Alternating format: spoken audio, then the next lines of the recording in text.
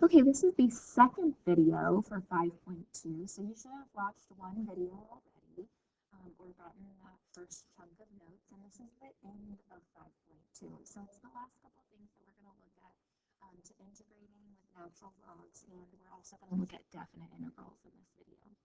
So this first example, example 5, says the integral of 1 over the square root of x plus 1 dx. Now, this is going to be a u substitution problem, but with u substitution here, it's going to be long division as well with our u.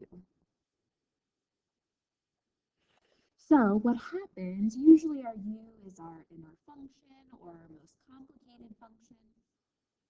If we look here, the most complicated thing going on is the square root of x.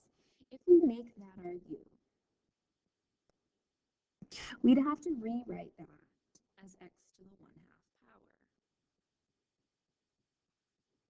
Then, if we took the derivative of this, du would be 1/2 x to the negative 1/2 dx,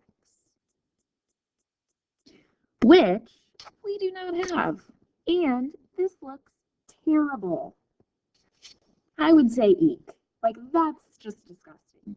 There's no square root of x similar, like anywhere else in this problem. We have one square root of x, which would go away when we used our u substitution.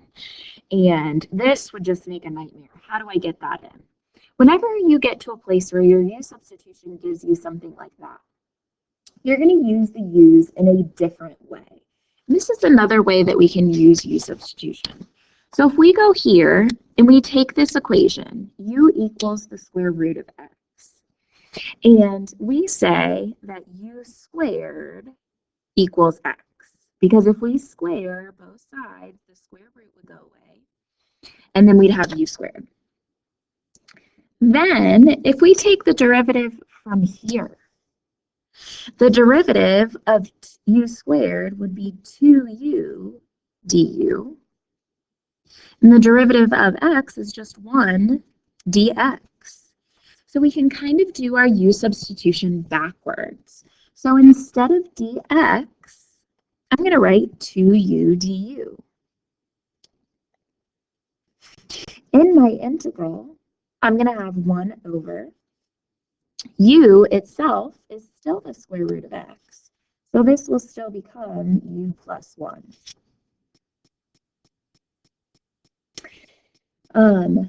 So from here, we can work with this integration process. I would move this 2 out front. And I would move the u up top, so we'd have u plus 1 du. Now remember, a couple examples ago, we said if we have these same exponents, the same degrees in the top and the bottom, so we have an exponent of 1 and exponent of 1 are our highest degrees. Now those two, what we do to break up this fraction, since we have a group in the bottom and not just one thing, is long division. So in this case, we'd have to divide u by u plus 1, because that's what a fraction says, the top divided by the bottom. So when we do long division here, what happens? We only look at our first terms. To get from u to u, you just multiply by 1. You distribute that back out, and that's u plus 1. And when we subtract both of those, this cancels, and we get negative 1. So this is minus 1 over u plus 1. So this is our new integral. When we take this,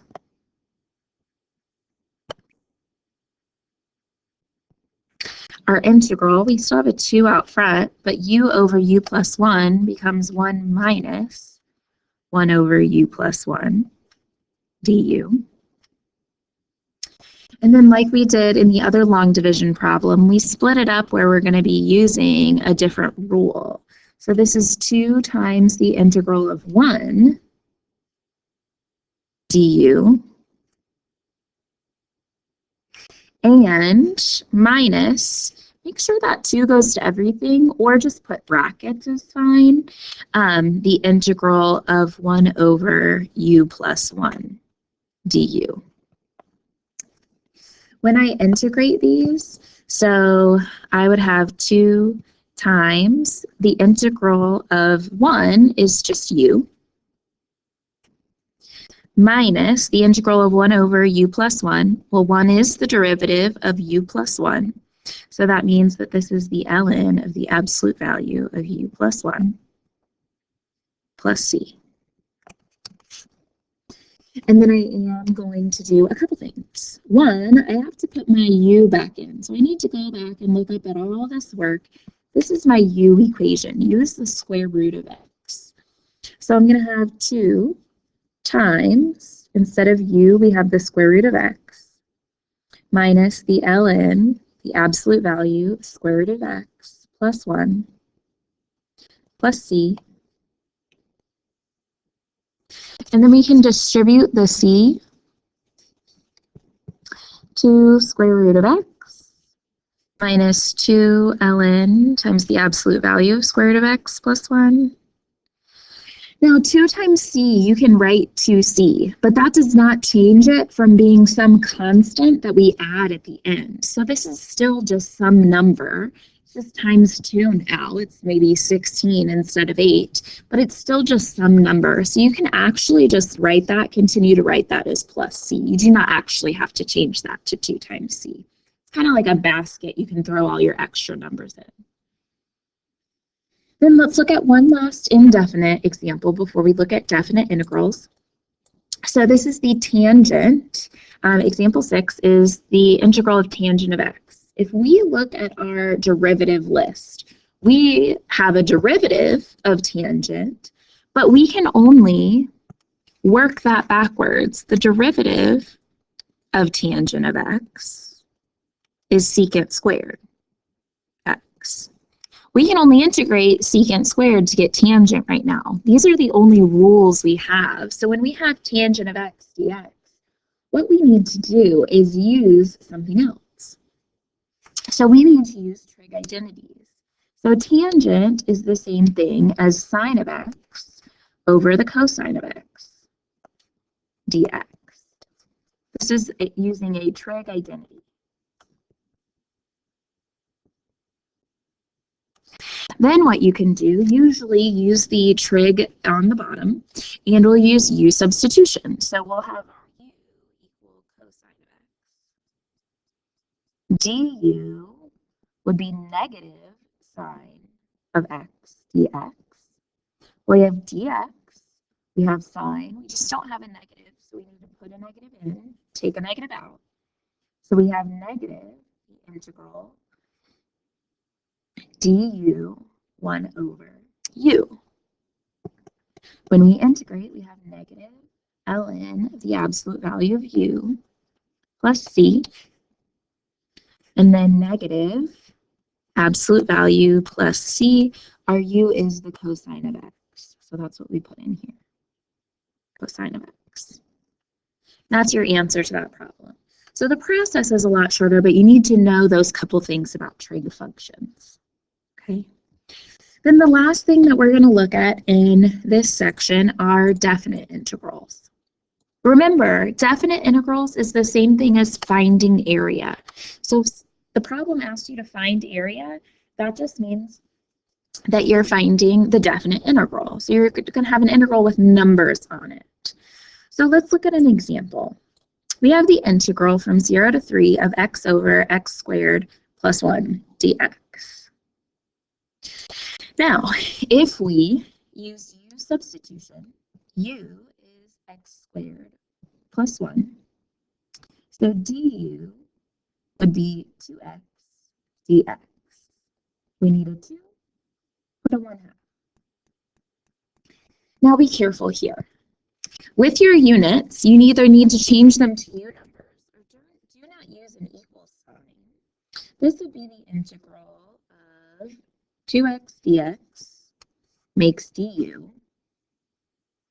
And this is 1 over u. Now there are 2 ways to solve this problem. You can either change your limits or leave them the same.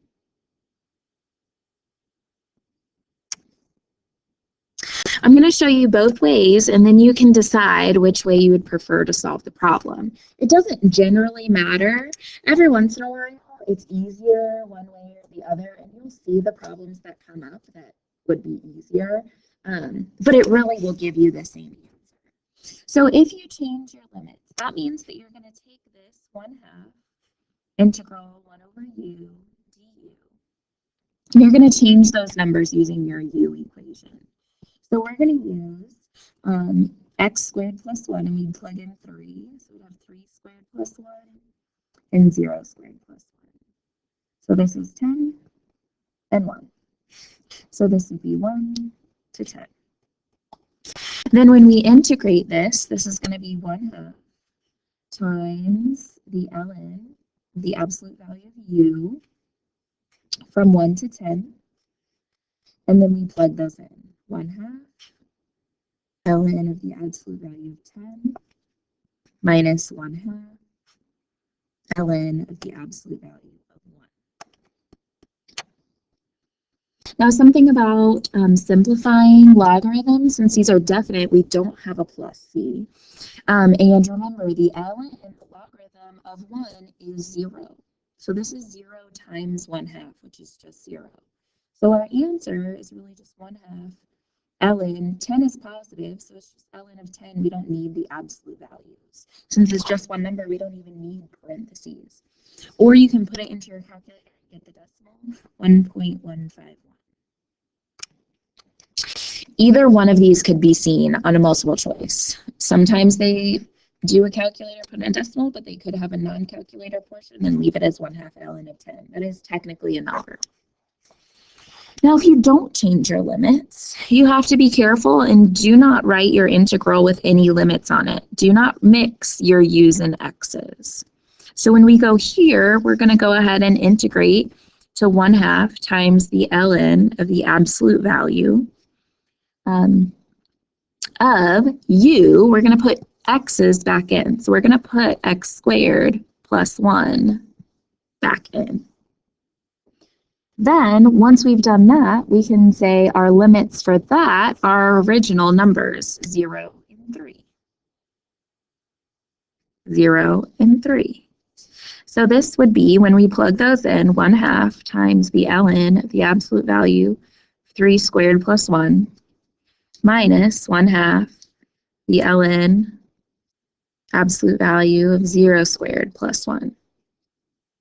If you notice, changing your limits basically just happens here. That's why these things are equivalent. So that's why it doesn't matter. It's going to give you the same answer. Because what happens now is we have 1/2 ln, absolute value of 10, minus 1/2 ln, absolute value of 1. Well, we already said absolute value of 1 is 0. So when we multiply that together, that's just going to be 0. So we have 1/2 ln of 10, which is already positive. So we can take away our absolute values, or that's the same thing that we got before. So 1.151. Either of those. All of these things give you the same answer. It just does the process in a little bit of a different order. Okay. So you have an assignment in Canvas that needs to be finished by tomorrow. So go ahead and once you finish these notes, start that assignment. And that's it. That's the end of section 5.2.